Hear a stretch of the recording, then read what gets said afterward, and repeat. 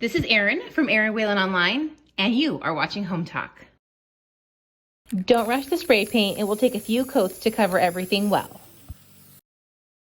While the spray paint is drying, we are going to give these clothespins a more weathered look, kind of as if they were a wood fence that had been out forever in the sun and maybe it was whitewashed years ago. So we're just going to put some kind of color on there.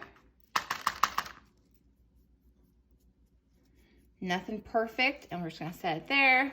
We're gonna do a few more of these, and then we'll come back and we'll put a little bit of white on there too.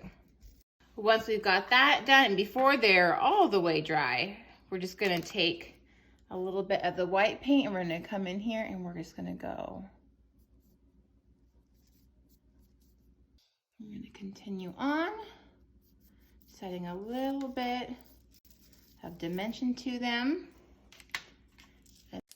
Now that we have everything painted, we can start assembly. So I just took this clearance candlestick that I got. I'm going to hot glue the bottom and attach it to here and then hot glue the top. Now we're going to take the clothespins, put a little bit of glue on the end, and start circling them around the plate. If your plate doesn't have a ridge like this, that's totally fine. Just do it on the side of it. Enough glue will hold anything in place.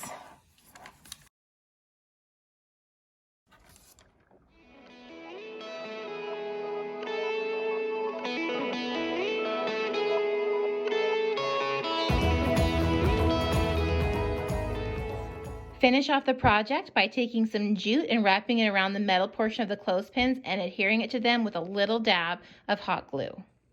Thank you for watching Hometalk TV. We'll see you next time.